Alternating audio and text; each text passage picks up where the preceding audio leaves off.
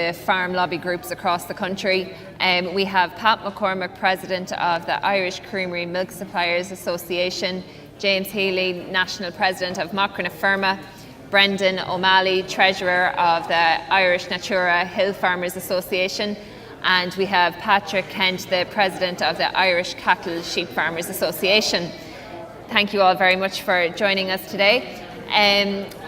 First off, the big talking point for the last year has been the fodder situation and the very difficult weather systems that we have been subjected to over the last 12 months, from the very late wet winter, wet spring, extreme drought then during the summer months, and now we're kind of wondering what lies ahead towards the back end of the year. And Patrick, I just want to start with you. At the Interagency Fodder Advisory Group meeting recently, the ICSA cautioned against silage being made later on in the year and the quality of that silage as fodder for the potentially wet winter ahead. Where do you see the solution?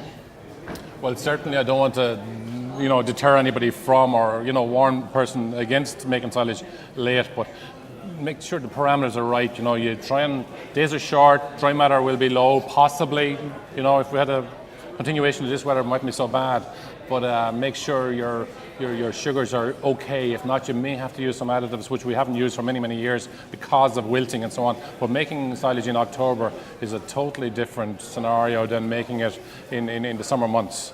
And I've made it once in October myself, and I promised myself I wouldn't ever do it again. But certainly in a year like this, everything is needed, and we have to pull out every stop and use every available means of fodder. But the main thing is to get the preservation right on that.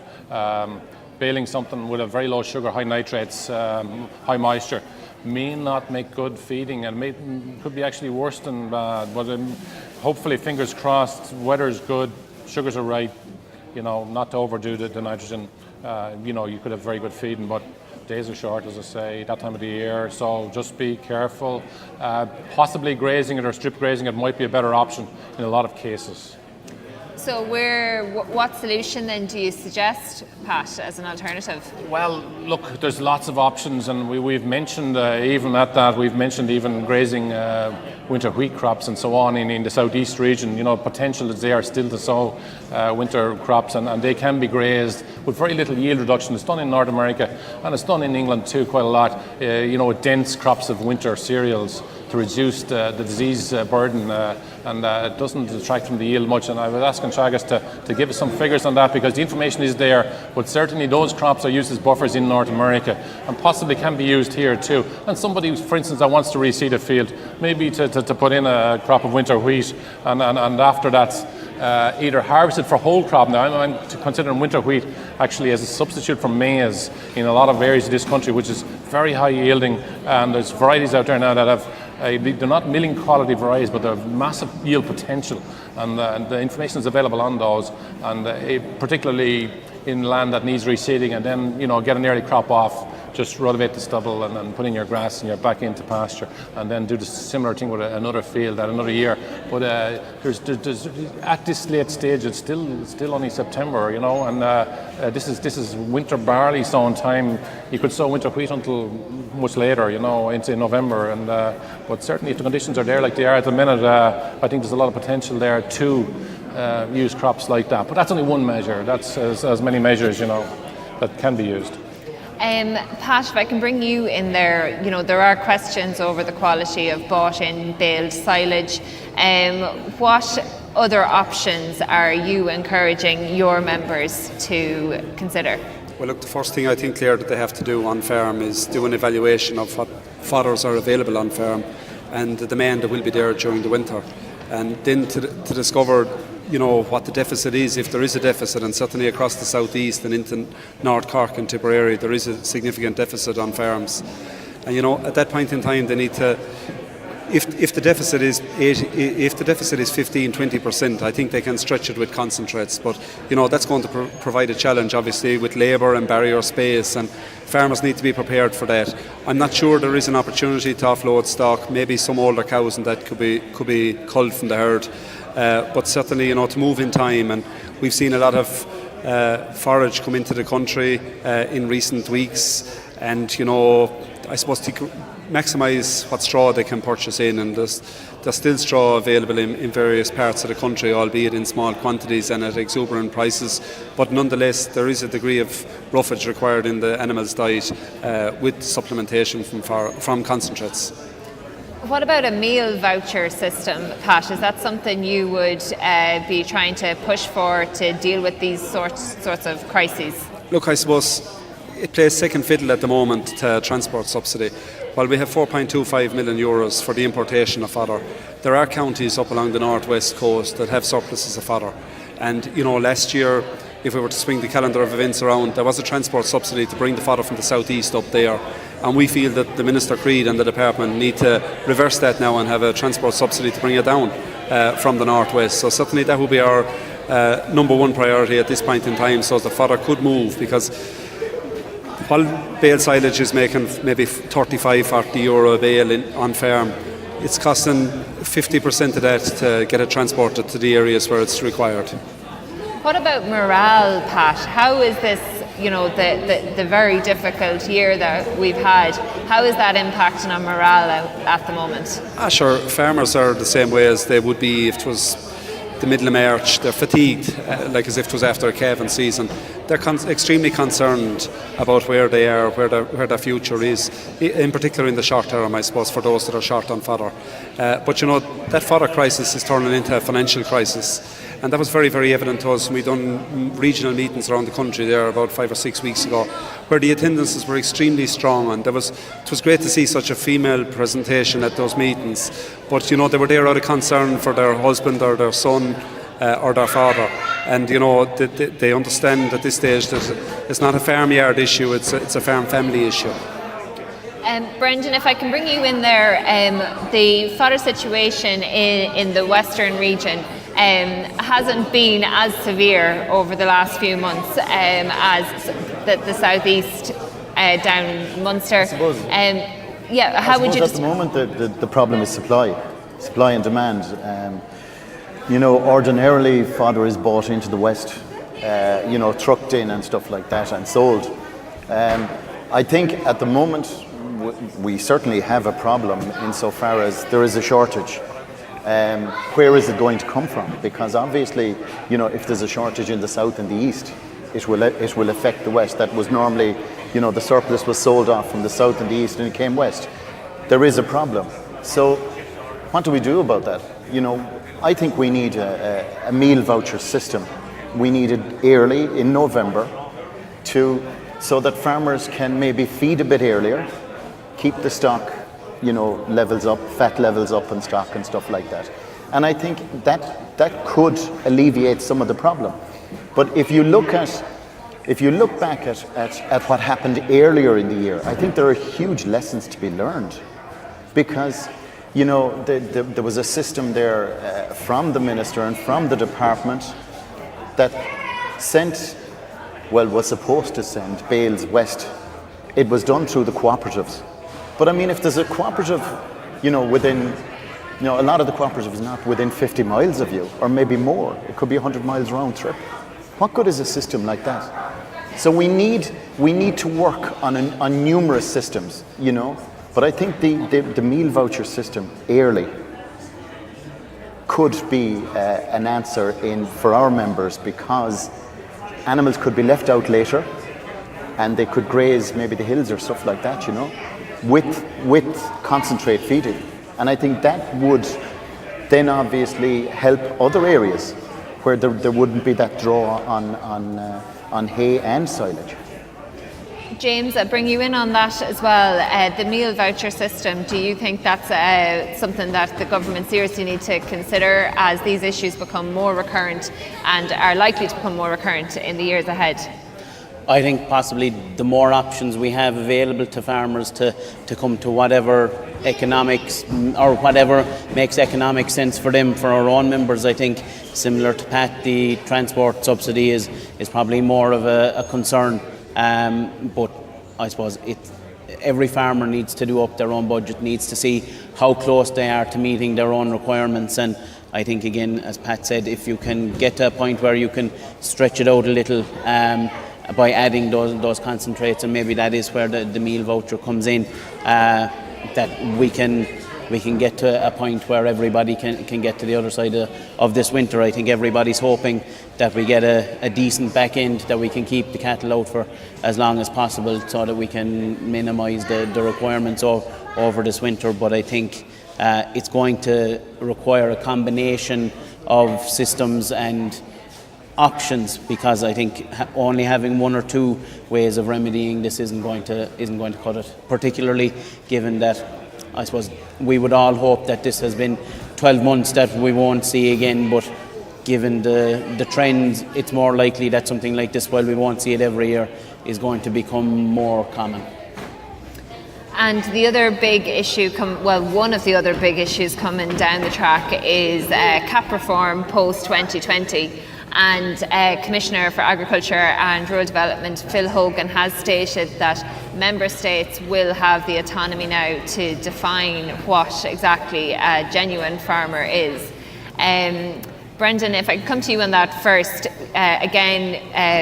based on your region in the west of Ireland, would you be concerned that some of your members will be targeted or will miss out as a result of a new definition for a genuine farmer? I think if you take our members, we produce an agricultural product, we produce an environmental product, and we produce a public good. So I mean, if you take the definition of an active farmer, we would take our definition would be someone who farms, and I think it's a very simple system. I mean, if people are living in rural Ireland and they are trying to farm and they are actually contributing to their local community, I don't see a problem with that. I don't see a problem that, where you have land that is designated and stuff like that and has been cut down in numbers over the years, in sheep numbers and cattle numbers and stuff like that, people are farming to the optimum on that land. So they are actually actively farming. Yes, maybe with reduced numbers and stuff like that, but they are actively farming. So I wouldn't see a threat from the outside to our members on that. And Pat, can I bring you in there as well? How would you define, or what would you suggest as a good definition for a genuine farmer? Well, I think 99.9% of farmers in Ireland are very, very genuine. They're producing great food. They need support. They have a very saleable product in that, it's not mass produced, it's not factory farmed, it's very much in tune with nature. And I think we've got to preserve that, and we have that halo effect when it goes into foreign markets. And I think we need to keep polishing that halo, because we got to absolutely emphasize that this is what we're producing, and authenticate it, and maximize the price. We need to get a better price for that, because there's nobody, if that was properly marketed, there's nobody in Europe or the world could compete with us, because we have a very clean environment. We have family farm units that are not too big, and they've a long history of working the land and working with animals and all, and that's a heritage that's there, and that's an absolute treasure to have. And a lot of countries, they've come in with huge industrial type models, and we haven't got that. And we certainly don't want to go down the road of collectivization and following what's happening in other countries to the extreme, to produce cheaper food for large conglomerates to use as loss leaders in supermarkets, to possibly to the detriment of consumer health and so on. So I think we've got to up our game on marketing, not necessarily be going to the furthest corners of the world. I think we can do a lot more marketing in Europe itself, and I think there's a huge job of work to be done there. We have CEOs of these big corporations, and they're on $1 million plus a year. They're so out of touch with the reality on the farms. and there's a huge greed after creeping in. I just say recently with the dairy industry, there's I think there's something like 20 CEOs on $1 million plus per year. Those people are absolutely so far out of tune with the reality of a dairy farmer milking 60 cows on a farm, and they see how vulnerable that man is. And I think that's got to be emphasised. And as farmers' representatives, we've got to emphasise that. And these people we have to question people taking $1 million a year out of a budget that should be going towards advertising and promoting Irish food. Pat, can I also bring you in there? Do you envisage any challenges ahead when it comes to defining what a genuine farmer is, and what will the ICMSA be pushing to Minister Creed on that? Well, look, Claire, I suppose if we look back to the CAP reform 5 years ago, they talked about an active farmer. And while right across Europe we failed to define an active farmer, we managed to define a non-active farmer. In the same way, I'm sure the genuine farmer is going to be a challenge. But certainly our view is that somebody needs to be earning a proportion and a significant proportion of their income from farming in order to be a genuine farmer out there, because we are producing, as Pat said, a unique product, grass-based product, whether it's beef, sheep, lamb, milk, grain. It's very, very much under the Origin Green label, and it's promoted that way right around the globe, be it by Borbia and by Ornua. But certainly, as we move forward, there's going to be more and more of an emphasis on the environment and being in sustainable going forward. And I think sustainability and income are going to have to be taken into account when defining the genuine farmer. But it's a new term, and it's going to provide challenges in the years ahead. But the vast majority of farmers out there needn't have a fear of that definition of a genuine farmer, in my view. And Pat, on the proposed capping of payments, of direct payments, at 60,000 and then digressive payments up to 100,000, do you think that's a sufficient cut-off point? Well, Claire, in comparison to what's there, it's certainly welcomed. We've seen CAP evolve over the last 20 years, where there was always a reliance or a drive for simplification.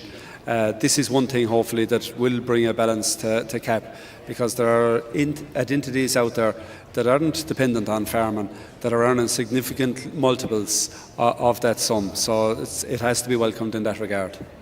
James, your views on that, on the capping of payments at 60 and then digressive up to 100,000?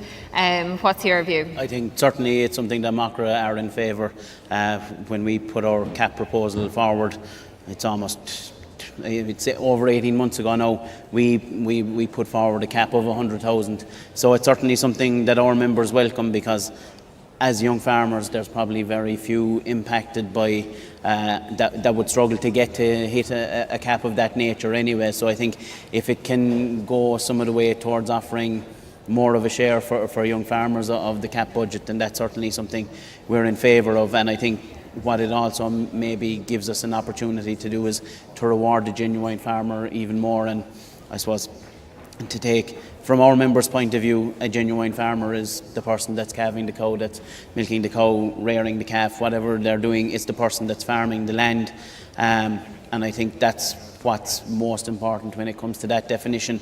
From our point of view also, though, it has to, Pat mentioned the negative definition that's there almost at the moment, and I think we believe it should be a positive definition, that a farmer should be, showing signs of whether it's their income or showing signs of business development, that they are progressing their farm and they're taking it in the right direction. Yeah, there's going to be some very interesting debates and discussions over it now in the coming months. Brendan, if I can just bring you in on how you would explain CAP to just a member of the general public. Do you think CAP is really about a subsidy to secure food production, or is it about sustaining the rural economy? Well, I think if you look at the Common Agricultural Policy, the Common Agricultural Policy affects everyone. You look at, people think it only affects farmers. It affects every person within the country, because basically what it is a cheap food policy for Europe. And I mean, if you look at the vast majority of food, were it not for subsidies and stuff like that. Food would be much more expensive, and maybe out of the reach. You would maybe go the American route where you had factory farms and stuff like that. When you look at it, you look at our green origin, our grass-fed product. I think people are getting a very, very good bang for their buck. Yes, taxpayers pay into CAP, but it is hugely important that family farms are, subsidised and kept there. And I think when you get onto the whole area of rural development, you look at the moment, rural Ireland is under huge pressure. Post offices closing, stuff like that. There needs to be, I think, a broader discussion on rural Ireland. Maybe we need to look at decentralisation. You look at statistics there saying 700 civil servants wanted to leave Dublin. Possibly that's an idea for rural Ireland, and only 29 wanted to actually go into the city. You look at the whole area of, overcrowding in Dublin, all that, and the traffic problems, housing problems. Let's move the civil servants out of Dublin. And there's a perfect example in my own town near me. Pobble came to Clifton. There's 40 people working there now. And I think that's 40 families with 40 incomes supporting the local shops, all the services within that area. And I think that could be a way to go, because CAP is about everyone. CAP is just not about farmers. It's about the whole area. It's about the whole region. It's about Ireland. It's about Europe. And I think if it's money well spent. Pat, can I bring you in on that? Just your view on how the general public perceive CAP. Should it be seen as a subsidy to underpin food production, or about securing the rural economy? Oh, it's a combination of both, actually. Keeping rural economies alive, that money that's goes to the farmer, and I think it should be prioritised to full-time farmers in particular. But there's a lot of vulnerable sectors there, particularly the dry stock sector is very, very vulnerable at the minute. They're producing below the cost of production, and the models that's been given to them, have 120 supplement cows to get industrial wage. That's a non-starter, because it's just too much work involved with 120 cows and too much investment just to get that meagre return. So I think we have to go back to the drawing board there, and certainly producing high quality food is what we're about here in Ireland, and the consumer is very interested in that, and they want that product. 60% of Europeans want GM free. They're not being given that, it's not being labelled. There's lobbying against that, and unfortunately there's no farmer in Ireland growing any GM crop, and I think we've got to re-look at this, and because GM is synonymous with glyphosate residues, and we've been told by previous farm and media and so on before Agriland that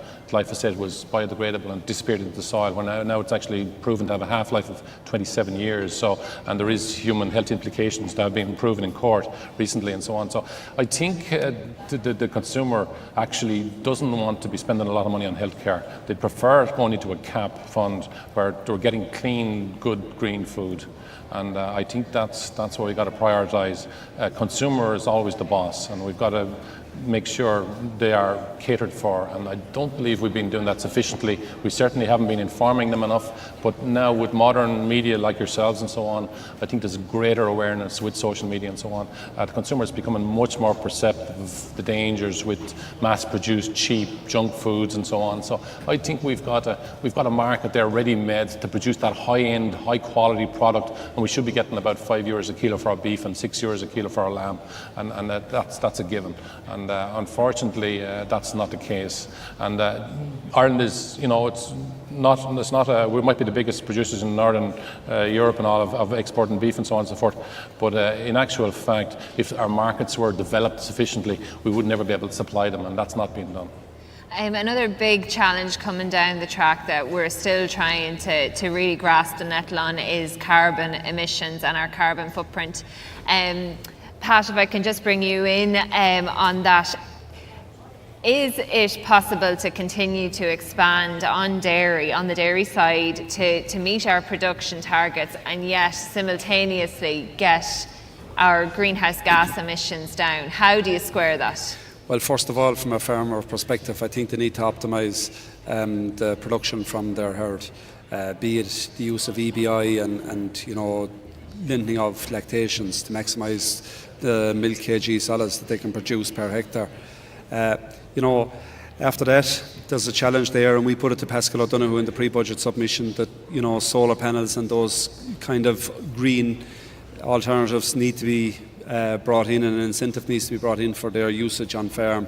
We believe there's a great infrastructure out there in farmyards, in the forms of sheds that could be utilised for that solar energy, and certainly that would have a significant impact. Also, you see 1,800 farmers applying to the TAM scheme for low emission slurry spreading. So farmers aren't afraid to engage and invest in environmentally positive measures. And what about down the line? Would you envisage a carbon tax coming in on agriculture? I know that dairy-wise, Irish dairy farms are the most efficient in Europe. On the beef side, they're the 5th most efficient. And yet, although we're becoming more efficient, the emissions obviously go up when there's increased herd numbers. Would you be concerned that there would be more of a possible stick approach by the EU, by the government in the years ahead? Look, it's a concern, but I think we need to stick with facts. And you mentioned the fact there that we're the most efficient in Europe from an environmental perspective for milk production.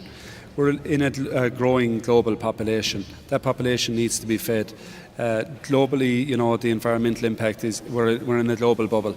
Why would you move from Ireland to produce milk in a country that's less efficient? I think we need to, promote what we have, and we're in an extremely strong place. There is a challenge, obviously, out there, and it's how that's navigated. And I suppose the biggest issue is that we're an 85-90% exporting nation, and it's how the calculation is made. It's made at the moment, it looks as if it's made on the food producing country rather than the consumption country. So in a way we're subsidising other countries' carbon level of demand in their food production. Patrick, can I bring you in on that as well? You have previously raised some concerns over the expansion on the dairy side, and that the average, say, farmer who's milking maybe up to 80 cows could be potentially wiped out down the line and under pressure to increase size. How concerned are you about fines that we're going to have to face and more pressure coming on farmers in general, dairy farmers, on having to exercise a lot more caution and more possibly mandatory penalties on carbon? There's a lot of false information, unfortunately, being given to dairy farmers, I believe, in particular. Like pasture, well-managed pasture sequesters way more carbon than well-managed forestry, conifer plantations. And that's not been recognised. We're getting no recognition. It's all about emissions, there's nothing about the emissions of the carbon in comparison. It's our emissions from cows and ruminants and so on. When in fact, we're in a very positive situation in that we sequester way more carbon than we emit when you take everything into consideration. And I think we need to get the credits for that.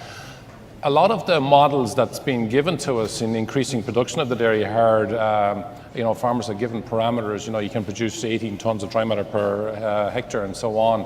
And I believe, the farmers are making fools of farmers. The farmers out going around with plate meters, and these guys I mentioned previously with $1 million plus a year are counting the money.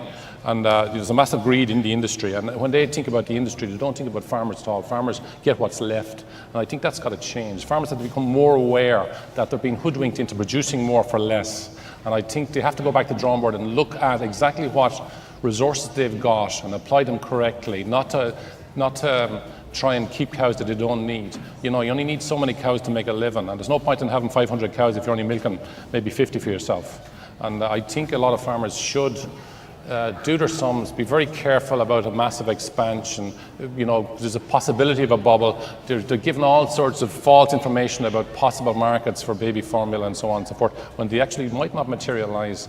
And if you see a very good positive increase in price, certainly increase production, but without that, don't go headlong into increasing production. It'll suit some farmers. I'm not saying expansion is a bad thing, and where you have the opportunity and you have the resources, you have the land base and so on, and you have the financial resources, like certainly it might be the best option.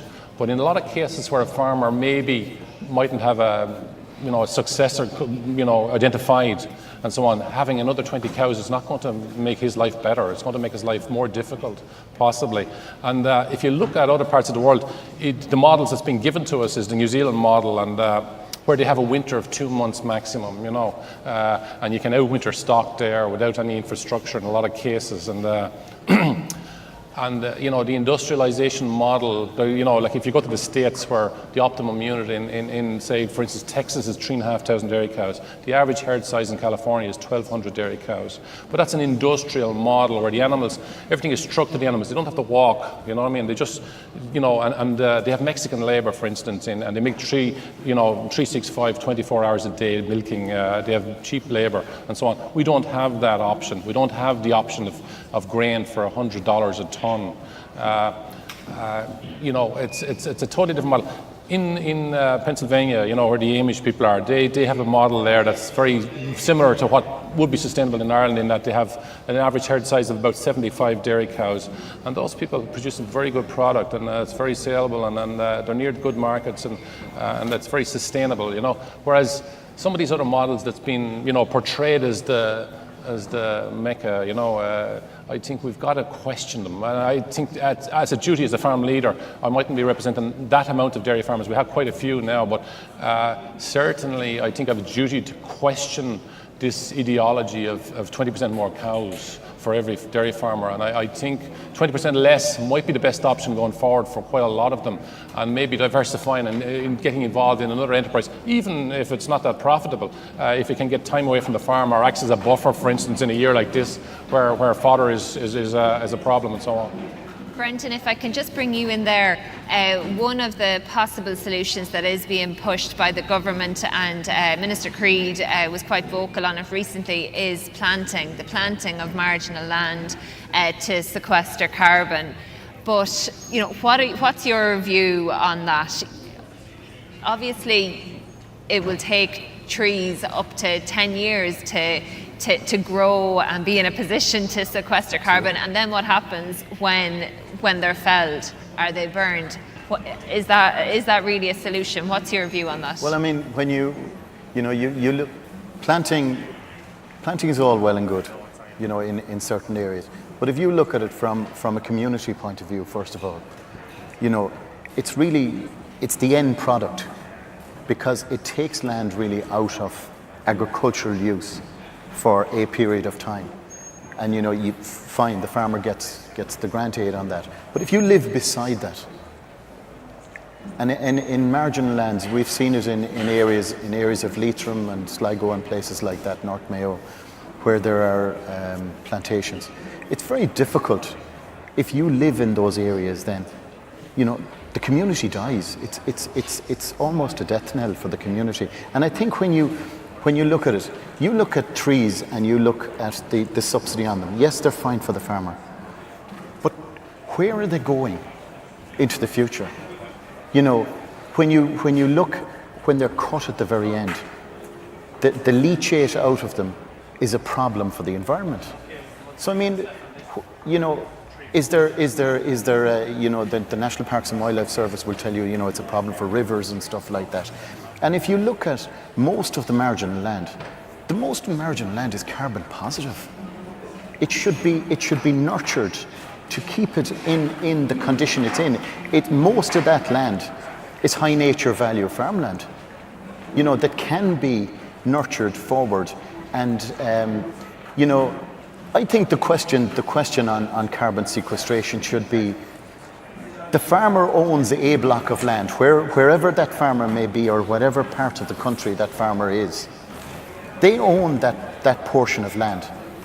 Now, the carbon that's sequestered there, who owns that? Is it the government that owns it? Is it the farmer? And we need to have this debate about carbon sequestration, because at the moment, You look at huge areas of bogland in the hills and stuff like that. They're carbon sinks. You know, are we looking at a hectare of land and putting a price on that for carbon? And I think maybe we need to have a debate, certainly with the environmental lobbies and the agricultural lobbies and stuff like that. And this needs to come out. Is this a positive for a farmer that he or she has a hectare of land? It's carbon positive, it's a carbon sink. Put a value on that land. And then, you know, look at the payments that can be made on it or whatever. And you know, that can be positive for the country. You know, I remember being in Romania some years ago, and there was a group from Scotland going in, and they were looking at the oak woods in Romania to look at them as a positive carbon sequestration for the big companies. That they would buy this land and they would sell it to the big companies into the future. And obviously they would offset it against their carbon footprint. And I think that if a farmer has land, it's carbon sequestered in that land, I think that's an asset to that farmer and to that farmer. And I think that's the discussion we need to be having, not the converse of it. We need to have the discussion about the positivities of that. James, if I can bring you in on the one other big elephant in the room, which is the price of land. The reality is in Ireland, for a lot of young farmers, unless they inherit land, it's very difficult for them to access it. How can young farmers get around that big barrier?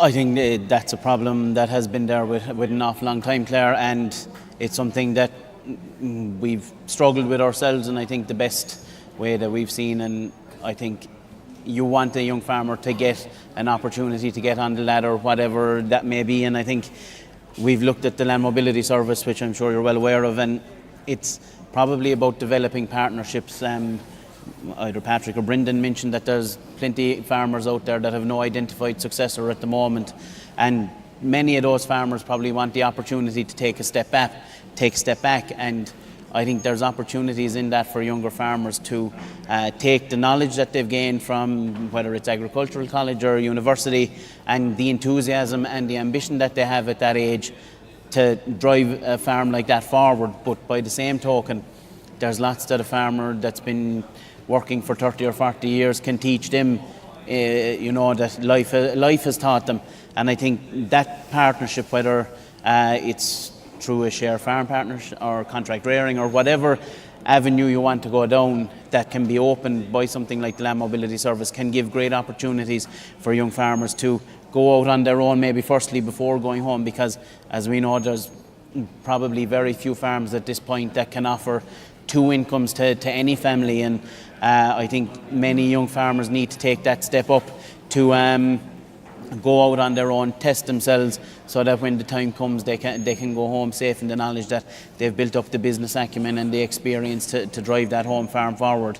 I think coming back to maybe some of the talk about the talk of genuine farmer definition and all of that, the leasing of entitlements and all of that is probably playing a huge part in the cost of land at the moment. And I know down at home it could be anything from 300 to 400 a hectare, and that's huge money to be shelling out at the start before you've milked any cow, before you've finished any animal, and you're producing an awful lot of product just to pay off to having that land. So I think that's where those other partnership farms play a big part in giving young farmers the opportunity to get onto the ladder. Patrick, can I just bring you in again, just finally on one point, when we're discussing the genuine farmer, the challenges that farmers have faced throughout the past year, and I suppose the role of farming in Irish communities in rural Ireland really came to the fore during the snow and the very poor winter conditions that we had to deal with, because they really saved the day. But I know you have raised some concerns recently about the general public's understanding and appreciation and respect for the farming community. There's tens of thousands of people here today, but long term, what's your view on the representation of farmers and to the general public? Are you concerned that there's a lot of challenges there? Well, I think we need to engage with the public, on every issue, from food quality, environment, and what their perception is of the rural environment and community and so on. So I think we certainly have to go there. And just following on land prices. Land prices are not generally set by farmers. They're usually set by banks or outside interests. CPO money and so on, but certainly they are set very much by banks. They know the repayment capacity of certain individuals, and they will give them the money to drive land to a certain price. So it's nearly predetermined, given the mood music at the given time. For instance, the land has dropped a little bit now in the last few months as a result of drought and so on, but they nearly set the price of land. And anyone thinks that farmers are setting the price of land, they can go back to the drawing board, because it's not true. And unfortunately, banks use land, agricultural land, as they do buildings, as collateral. And that's what sets the price of houses too in certain parts of cities and so on, that drives them way up. But I think engaging with the public, certainly on food, they're our customers. We've got to respect them. We've got to have discussions with them and ask them really what do want. And we've got to label food. I think the potential to label and identify, this PGI status and so on, that's got to be what consumers want. If you want to go into a local supermarket and you want to see a meat by a certain breed, grass-fed, GM-free, you need to have that labeling there. That's not there. There's a commoditization of our product, and it's virtually dumped. And unfortunately, we are paying for that as farmers because we're not getting sufficiently paid for it.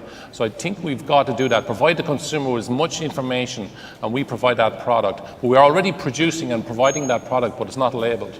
And I think so we've got to go back to the drawing board there and provide that information, and that enhances the saleability and the enjoyment of that product, because they know exactly what they're eating, and they can ask for the same again, and they will get it.